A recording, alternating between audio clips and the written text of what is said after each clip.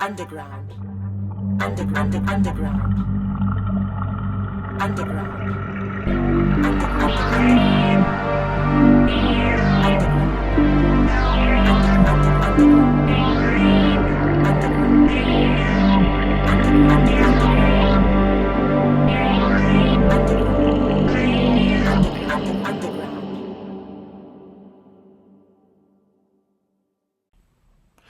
Greetings, surface dwellers. My name is Michael, and these are my chthonic musings. Welcome to RPG A Day 2025, Day 5, and today's word is ancient. All right, folks, as I mentioned in my video yesterday about message, today is going to be story time. And it was originally going to be yesterday's story time about message. But since it was an ancient message, and I had another topic to discuss yesterday, not another topic, but another way of approaching message, this story got moved to today. But there's one problem. After I was looking at the actual definition of what is ancient. It appears I might have been a little bit off the mark here. I think I was thinking more along the lines of antique, something being at least 100 years old. But ancient seems to be a bit more than that, a bit older than that. So I'm still going to go forward with the story, and it is an old message, but it's not quite ancient.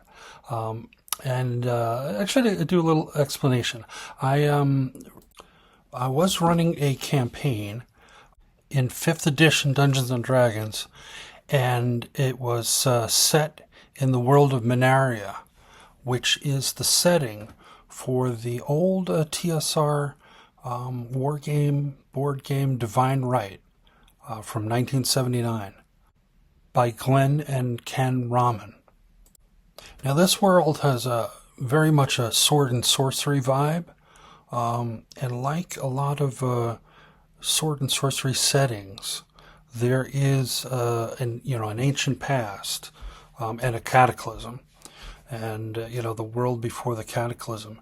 And like a lot of similar settings, going back to that ancient time and before the cataclysm, you may find civilizations that are, more advanced than current times. So it's not necessarily just a progression of, everything was primitive and savage back in the old times. And in some ways, it reminds me of that old show, Land of the Lost. If my memory serves me correctly, there was the Sleestaks in the Land of the Lost, these reptilian-type creatures, very primitive, that were antagonists to the people in the show. And there was also like strange technology that was out in the in the wilderness there, and in later episodes from the beginning, we come across a more advanced form of what looks very much like the Sleestak, called the Altrusians, and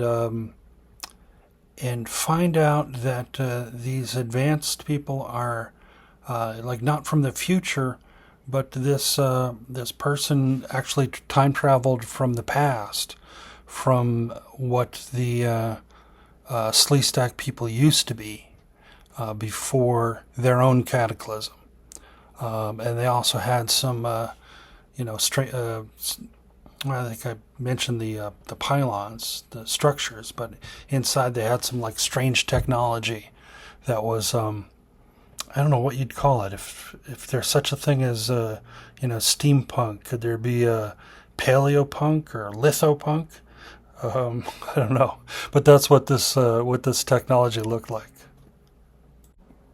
And in fact, in Minaria, or just south of the world of Minaria, off the map, is but in the same setting, there's a northern Girion.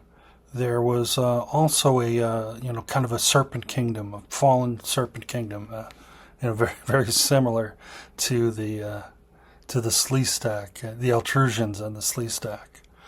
So that's kind of interesting. And mentioning this, I think I'm kind of like in the midst of changing my mind again.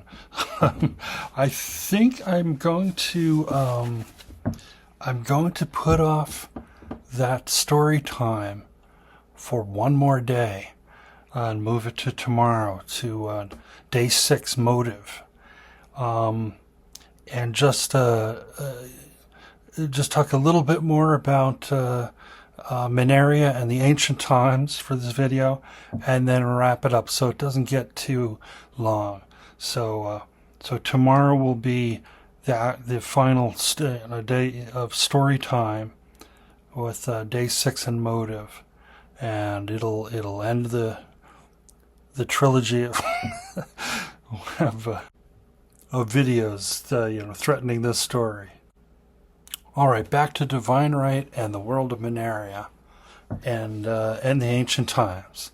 Yeah, so I mentioned there was a cataclysm, and that cataclysm kind of ends the empire of a non-human race. In some ways reminiscent of another sword and sorcery classic, Elric of Melniboné. This empire of the Loroi, the race of tall, pale, thin people, their empire lasted for nearly 1,200 years. And then, like I said, it's dashed by the great cataclysm and the ensuing chaos of marauding peoples, and sinking back into more barbaric tribal times. But even before the Loroi arrived, there were peoples in this land, including over 1,100 years before the invasion of the Loroi Empire, was the founding of the city of Kos. And that's important because some of those people from Kos are still part of this, not just the history, but part of the game. They actively resisted invasion by the Loroi and commanded substantial powers of sorcery to fight against the incoming Loroi. But kind of in a magical salted earth tactic, the city of Kos is left uninhabitable by any living creatures. And in the game, in the Divine Right game, the Ghost Riders of Kos are an element that can come into play during the game. You can see these on the original cover by Ken Raman, and also the current game by Pungo Games, which I believe is still in print and able to be purchased, is the homage of the original cover. And this is by Adamir Leal. And there was also a 25th anniversary edition of the Divine Right game, but it had a different cover on it altogether, more I'd say Conan-esque feel to it. Also sword and sorcery, but very different than the original and current covers. And so to wrap up today's video, let me present you with an excerpt from the song "The Fall of Kos." Because I don't know if I mentioned the book, but this war game.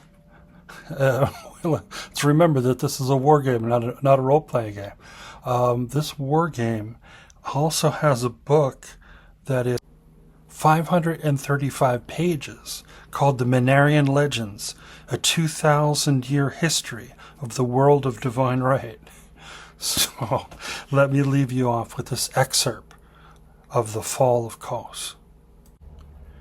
It's been 24 centuries since that dead city thrived. The million souls who peopled it have left no seed alive. Our elders still do shiver, though for reasons dread and fell. They know the Kosites as their ghosts still rule upon the tell. And so, until I resurface, may your successes be many and your failures be memorable.